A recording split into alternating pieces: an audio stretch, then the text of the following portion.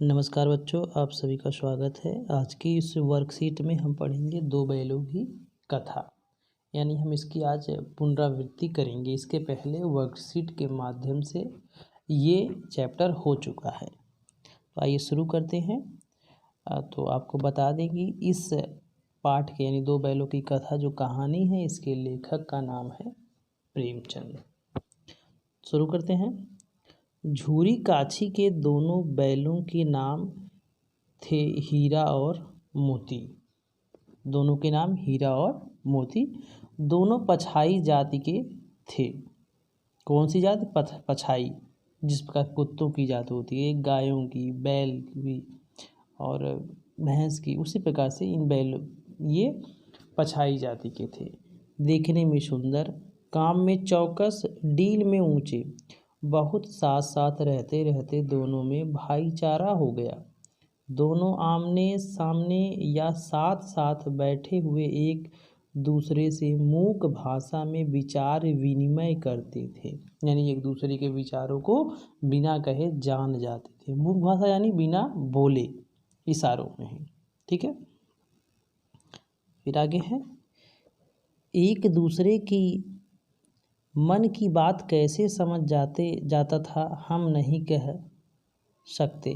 अवश्य ही उनमें कोई ऐसी शक्ति थी जिसमें जीवों में श्रेष्ठता का दावा करने वाला मनुष्य वंचित है, यानी इस गुण से वह वंचित है। कौन से? कि एक दूसरे के विचार को बिना कहे समझ ले, ऐसा मनुष्य नहीं कर पाता, यानी उसके अंदर ऐसी क्वालिटी नहीं है। लेकिन यहाँ पर जो ये दोनों बैल हैं, इनमें ऐसी शक्ति है कि बिना कहे एक दूसरे के विचारों को जान लेते हैं।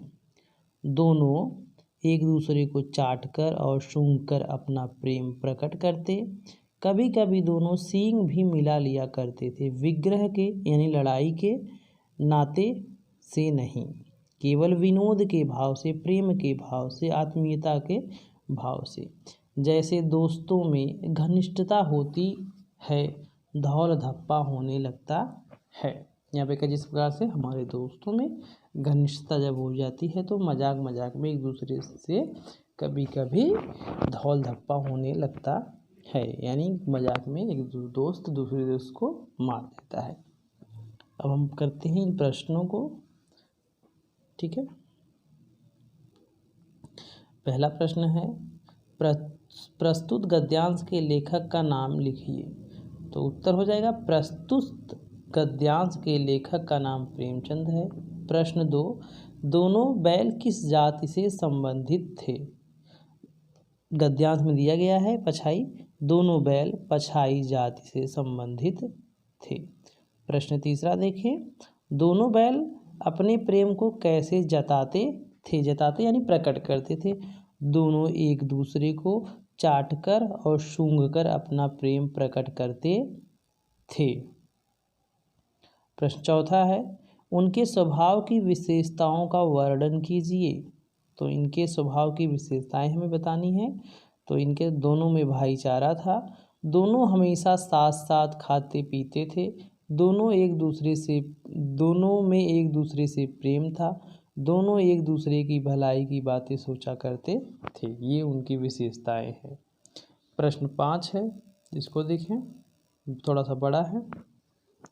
अवश्य ही उनमें कोई ऐसी शक्ति थी जिसमें जीवों में श्रेष्ठता का दावा करने वाला मनुष्य वंचित है। इस पंक्ति का आशय स्पष्ट कीजिए, यानी अर्थ स्पष्ट करना है। तो उत्तर है, हीरा और मोती बिना कोई वचन कहे एक दूसरे की मन की बात समझ जाते थे। प्रायः वे एक दूसरे की भलाई की बातें सोचते थे।